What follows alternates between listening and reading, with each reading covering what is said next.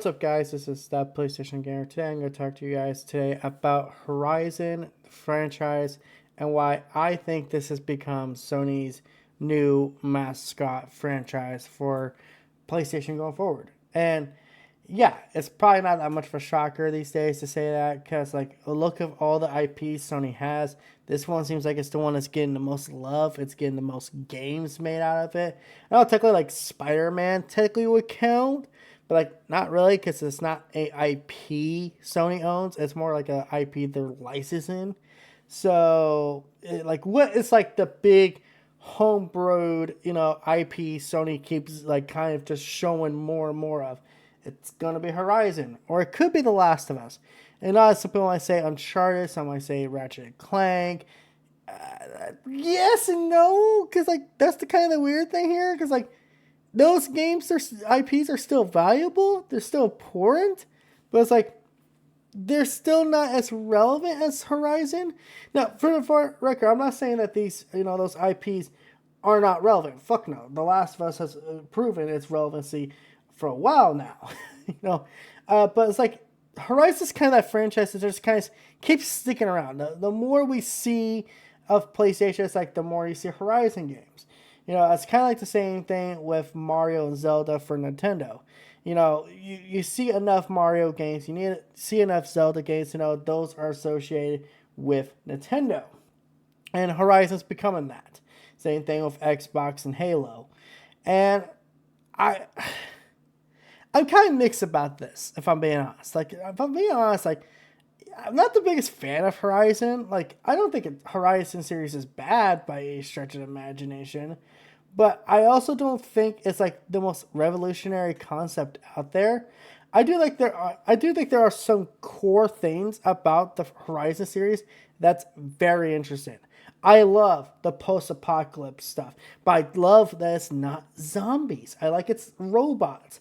It's robotic animals instead of being robot zombies. It's just robots, and you're collecting the resources. You're a native person who's taking out these giant fucking creatures that are the size of fucking buildings, you know, with bows and arrows and slingshots and shit like that, and it's very interesting in that sense because it's like you can see like how from the outside it could appeal to a lot of people because it looks very interesting. This very early gameplay you are seeing right now looks interesting. I remember seeing this the first time thinking, man, this is like the most revolutionary game I could see. And then we got the first game and it's like, oh, it's pretty good. It's definitely good, not amazing or anything, but it's good. Then they did the DLC. I believe it was not the Forbidden West one.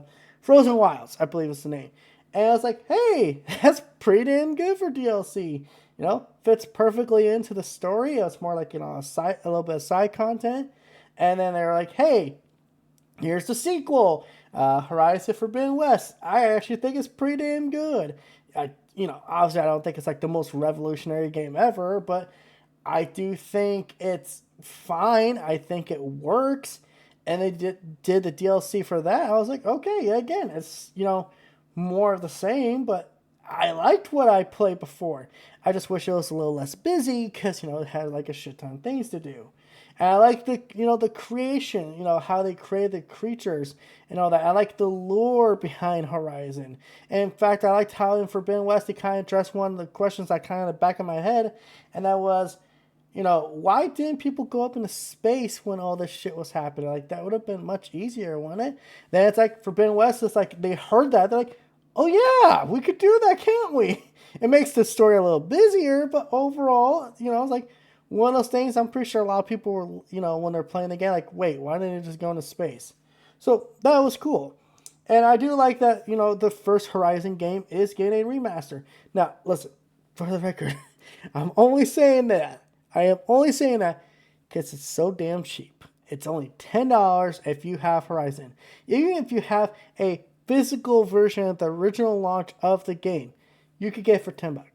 Now, granted, you have to keep inserting the disc every time you want to play the remaster, but still, it's a nice pathway. It's same thing, kind of like with The Last of Us Part One, and or not Last of Us Part One. Sorry, Last of Us Part Two remastered, where it's like, hey, we're rewarding you for having this earlier version of the game, in order to make you somewhat happy. Like it's a little less of a bitter pill to swallow. So yeah, while I'm not the biggest fan of the first Horizon game, some of the stuff they're adding in there, some of this, the fucking graphics animation I've seen improved, looks really fucking nice. The graphics look good. Like it's like I saw like Digital Foundry recently did a video. In fact, the video came out yesterday at the recording of this video, where they were talking about like this was almost bordering on a remake, kind of territory. Where it's like, yeah, they're not altering the story, they're not making like huge content updates and making like these huge new storylines or anything, but it's like it bordered on what you would think a remake would do, kind of like what The Last of Us Part 1 did. So it's like, okay, that's not too bad. And then they're doing the Lego Horizon game, which, yeah, I'm buying. Like,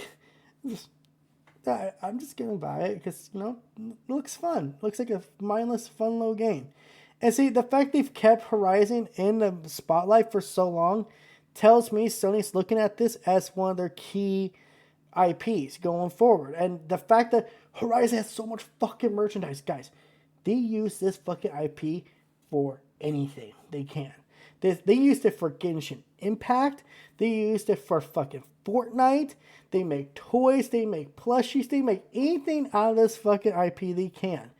And I don't blame them, because the little creatures they come up with, like the Striders, they're cute. It's like, just, I'm sorry, man, If this was like their plan to make this, one of their key franchises going forward, a franchise they're going to keep nurturing, and with potential more games in the work, you know what? Honestly, I've seen worse. I've seen worse. I've seen franchises PlayStation owns, that I thought could be big and, huge fucking, creative games like Concrete Genie, and they just didn't do anything with it. I wish they would bring back games like Jak and Daxter. 100%. I agree. I want Jak and Daxter to come back. But let's be honest with ourselves. Are we asking that because we were craving Jak and Daxter as an IP for future future kids, or are we craving it because of nostalgia? Because we want that hit of nostalgia in our nose. I think that's a fair question to ask. And I do think they're doing with Horizon they should do with all their new franchises going forward.